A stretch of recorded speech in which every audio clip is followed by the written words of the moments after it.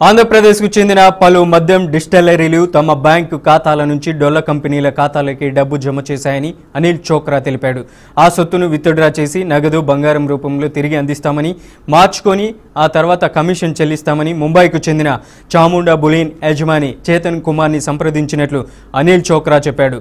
వోల్విక్ multi ventures private limited A11, Kripti enterprises limited A12, Nesna multi ventures private limited A13, ఇక Vishal enterprises A19 పలు డొల్ల కంపెనీల bank ఖాతాల వివరాలను ఆ డిస్టిలరీలకు అందజేయనున్నారు. వాటిలో 78 కోట్ల రూపాయలు జమ చేశారని కూడా తెలిపారు.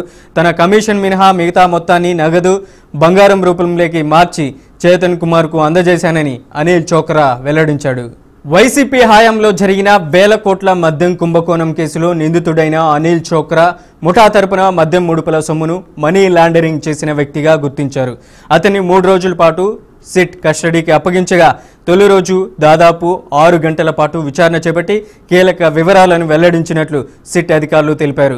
ఇక వైసీపీ ప్రభుత్వ కాలంలో అత్యధిక మద్యం సరఫరా ఆర్డర్లు పొందిన ఆదాన్ డిస్టిలరీస్, అలాగే SPI ఆగ్రో ఇండస్ట్రీస్, లీలా డిస్టిలరీల సంస్థలు, ఇక రాజ్ కసిరెడ్డి A1, ముప్పిడి అవినాష్ రెడ్డి A7 ఆధ్వర్యంలో నడిచేవని ఇక సిట్ అధికారులు గుర్తించారు. ఈ 3 సంస్థలు కలిపి మొత్తం 78 కోట్లను అనిల్ చోక్రా నియంత్రణలో ఉన్న డొల్ల కంపెనీల ఖాతాలోకి మళ్లించాయి. రెండో దశలో ఆ నిధులు మరో 32 డొల్ల కంపెనీల ఖాతాలోకి మళ్లించారు. అక్కడి నుంచి వివిధ మార్గాలుగా ఆ సొత్తు వైసీపీ ముఠాకు, అక్కడి నుంచి అప్పటి ప్రభుత్వ పెద్దలకు చేరేలా చైన్ ఏర్పాటు చేసినట్లు సిట్ అధికారులు గుర్తించారు. ఎక్కడ ఆడిట్కు చిక్కకుండా, నేరం బయటపడకుండా పలు అంచెల్లో నిధుల మళ్లింపునకు ఈ ముఠా పాల్పడిందని విచారణలో తేలింది. రాజస్థాన్లోని అజ్మీర్కు చెందిన అనిల్ చోక్రా నేవీ ముంబైలోని సాన్పౌడాలో నివసిస్తూ ఆర్థిక ఇబ్బందులు ఉన్న వ్యక్తుల ఆధార్, ఇతర గుర్తింపు కార్డులను సేకరించి వాటి పేర్లతో డొల్ల కంపెనీలు సృష్టించాడని సిట్ అధికారులు చెప్పారు. ఇక వాటిని మనీ లాండరింగ్ కోసం వినియోగించి కమిషన్లు సంపాదించేవాడని సిట్ స్పష్టం చేసింది.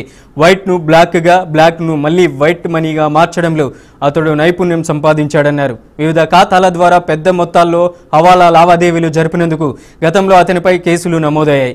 ఈడీ కూడా అరెస్ట్ చేసింది. వైసీపీ మద్యం ముఠా కోసం అనిల్ చోక్రా పలు డొల్ల కంపెనీలు సృష్టించి అక్రమ లావాదేవీలు ఉపయోగించాడని ఆరోపణలు ఉన్నాయి. ఈ నేపథ్యంలో అతనితో వైసీపీ ముఠా సభ్యులు ఎవరెవరు సంబంధాలు కొనసాగించారన్న దానిపై మరిన్ని వివరాలు రాబడుతున్నట్లు సిట్ అధికారులు తెలిపారు.